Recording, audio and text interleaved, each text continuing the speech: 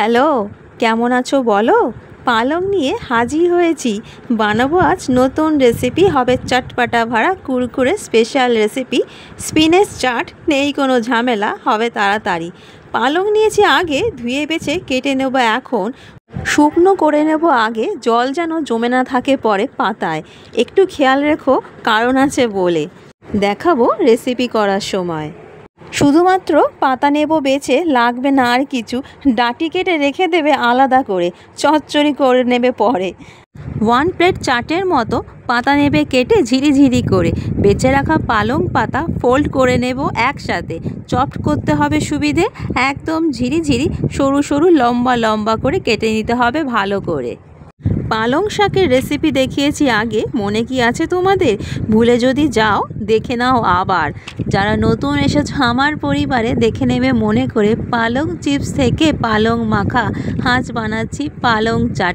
একদম unique experiment recipe, try করে দেখতে পারো, লাগবে ভালো। যতটা পারা যায় কেটে নেবে সরু সরু করে। পাতার নিচে একটু যদি ডাঁটি লেগে থাকে সাইড করে প্লিজ রেখে দিও, লাগবে না ভালো। শুধুই পাতা নেবে কেটে 1 প্লেটের মতো। কমপ্লিট হয়ে গেছে আমার। রোস্ট করে নেব 1 চামচ করে চিলি ফ্লেক্স, সাদা তিল, 1 মুঠো বাদাম বা 2 চামচ করে ড্রাই রোস্ট করে নেব ভালো করে। কালার চেঞ্জ হতে শুরু করবে, নামিয়ে রাখবো আলাদা করে।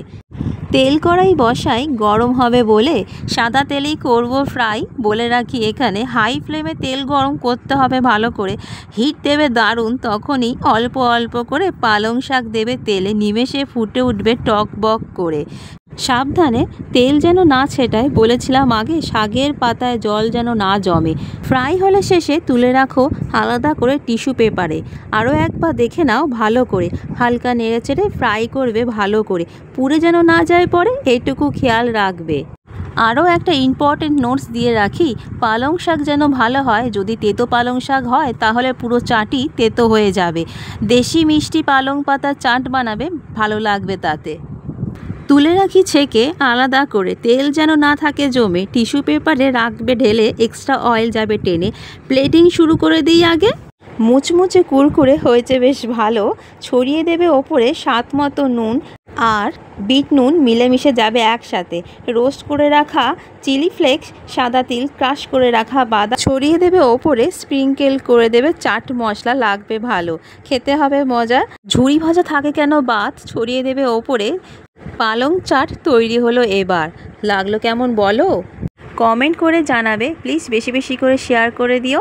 সাবস্ক্রাইব করে রেখো আমাকে, স্মেল বেরিয়েছে ফাটাফাটি। পালং পাতার চাট জমে গেছে প্লেটে, 1 মিনিট দাও আগে টেস্ট করে দেখি, বলবো তো আমি পরে লেগেছে কেমন আমার। তার আগে বলে রাখি ভালো করে, চাট মশলা মিশিয়ে নেবে ভালো করে ফ্রাই করা পালং পাতার সাথে। মুখের ভেতরে গেলেই বুঝতে পারবে কতটা মুচমুচে কুরকুরে, দারুণ রেসিপি। টেস্ট যাবে খুলে স্পিনেচ চাটে। আমার লেগেছে দারুণ, থামতে পারবো না। আজ তাহলে আসি, দেখা হবে পরে। সুস্থ থেকো, ভালো থেকো, ট্রাই করো পরে।